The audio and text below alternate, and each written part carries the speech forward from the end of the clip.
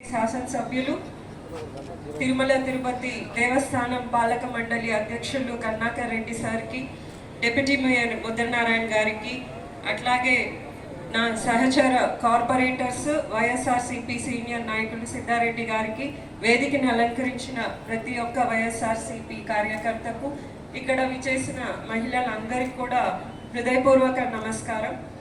ఇవాళ వైఎస్ఆర్సీపీ పార్టీ ఆవిర్భవించిన రోజు, అంటే 2011లో మార్చి 12న వైఎస్ఆర్సీపీ పార్టీ ఏర్పాటు చేయడం జరిగింది. మీకు అందరికీ తెలుసు, మన దివంగత నేత, మనందరి అభిమాన నాయకులు వైఎస్ రాజశేఖర రెడ్డి గారు చనిపోయిన తర్వాత ఆయన వారసత్వంగా జగన్మోహన్ రెడ్డి సార్ వైఎస్ఆర్సీపీ పార్టీ ఏర్పాటు చేయలేదు. ఆయన ఒక అంటే కష్టమైన కాలంలో, అంటే మన దివంగత నేత వైఎస్ రాజశేఖర రెడ్డి గారు చనిపోయినప్పుడు ఎంతమంది చనిపోయారో మనందరికీ తెలుసు. వాళ్ళని ఓదార్పు చేయడానికి ఆయన ప్రతి ఇంటికి నేను వెళ్తానంటే అప్పుడున్న అధికారంలో ఉన్నటువంటి కేంద్ర ప్రభుత్వం దానికి అంగీకరించకపోతే ఆయన దానిని నేను ఇచ్చిన మాటకు కట్టుబడి ఉంటాను, ఎంత కష్టమైనా నేను భరిస్తానని చెప్పి ఆయన అప్పుడు అనుకుంటే అప్పుడు ఎంపీగా ఉండి అలాగే రాజకీయాల్లోకి వెళ్ళిపోయిండొచ్చు. కానీ ఆయన విభేదించడం వల్ల ఆయన మీద అనేక కేసులు పెట్టి 16 నెలలు జైల్లో పెట్టినా కూడా ఏమాత్రం ఆయన వెనుకడుగు వేయకుండా ఆయన ఇచ్చిన మాట కోసం ప్రజల్ని ఆ ఓదార్పు యాత్రలో కలవడం, అట్లాగే ఇవాళ వైఎస్ఆర్సీపీ పార్టీ ఈ 13 సంవత్సరాలు పూర్తి చేసుకొని 14వ సంవత్సరంలో ఈ విధంగా, అంటే 2 ఎమ్మెల్యేలతో మొదలుపెట్టిన పార్టీ ఇవాళ గత ఎన్నికల్లో 151 సీట్లలో గెలుపొంది ఇన్ని ఎంపీ సీట్లు సాధించారంటే అది మన జగన్మోహన్ రెడ్డి సార్కే సాధ్యమవుతుంది. ఎందుకంటే ఆయన ఒకటి దీంట్లో గుర్తుపెట్టుకోవాలి, ఆయన ఇచ్చిన మాటకు కట్టుబడే ఒక నాయకుడు. ఇవాళ కూడా 2019 ఎన్నికల ముందు ఆయన ఏదైతే హామీలన్నీ నేను వచ్చిన తర్వాత ఇవన్నీ చేస్తాను, పేద ప్రజల కోసం సంక్షేమ కార్యక్రమాలు నవరత్నాలు అనే రూపంలో చేస్తానని ఏవైతే హామీ ఇచ్చారో అవన్నీ కూడా కరోనా లాంటి ఒక విపత్కర పరిస్థితిలో కూడా ఆయన ప్రతి ఒక్క పథకాన్ని అమలు చేయడమే కాకుండా ఆయన చెప్పలేని ఎన్నో హామీలను కూడా ఇస్తూ ఇవాళ సంక్షేమ అభివృద్ధి పాలన అంటే ఆంధ్రప్రదేశ్ రాష్ట్రం వైపు ప్రతి ఒక్కరు చూస్తున్నటువంటి విధంగా, అంటే ఇక్కడ ఏ ప్రధానమంత్రి కూడా ఇన్ని లక్షల రూపాయలు పేదల కోసం ఇవ్వడం మనం చూడలేదు. అందులో కూడా కులం, మతం, పార్టీ, ప్రాంతం ఏమీ చూడకుండా అర్హత ఉంటే చాలు, ప్రతి పేదవారికి వాళ్ళకు అర్హత ఉంటే అన్ని సంక్షేమ కార్యక్రమాలను వాళ్ళ ఇంటి వద్దకే ఇస్తున్నారు. గ్రామ వాలంటీర్ వ్యవస్థ మనం ఎప్పుడైనా విన్నామా?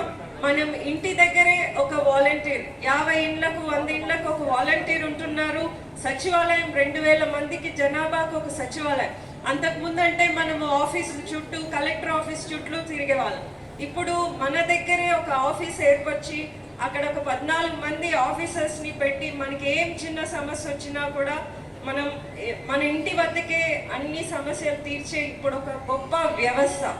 అట్లాగే అన్ని కార్యక్రమాలు, ముఖ్యంగా మహిళలు మనం గుర్తుపెట్టుకోవాల్సింది, ఏ కార్యక్రమం అయినా అమ్మఒడి అయితేనేమి, ఫీజు రియంబర్స్మెంట్, వైఎస్ఆర్ చేయూత, కాపు నేస్తం, ఇళ్ల పట్టాలు కానీ అన్నీ కూడా మహిళల మీదే ఎందుకు రూపొందించాయంటే మహిళలకు మనము ఆర్థికంగా వాళ్ళకి సహాయపడితే ఆ కుటుంబం బాగుపడుతుంది, తద్వారా రాష్ట్రం ప్రతి ఒక్కరూ కూడా బాగుంటారని నమ్మిన ఏకైక వ్యక్తి మన జగన్ సార్.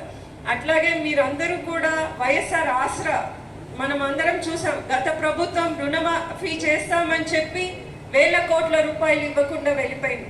కానీ మన జగనన్న గారు ఇచ్చిన మాట ప్రకారం మీ రుణమాఫీని అంతా కూడా పూర్తి చేయడం, అట్లాగే 0 వడ్డీ కింద, తోడు కింద మిమ్మల్ని ఒక పారిశ్రామికవేత్తలుగా తీర్చిదిద్దుతున్నారు.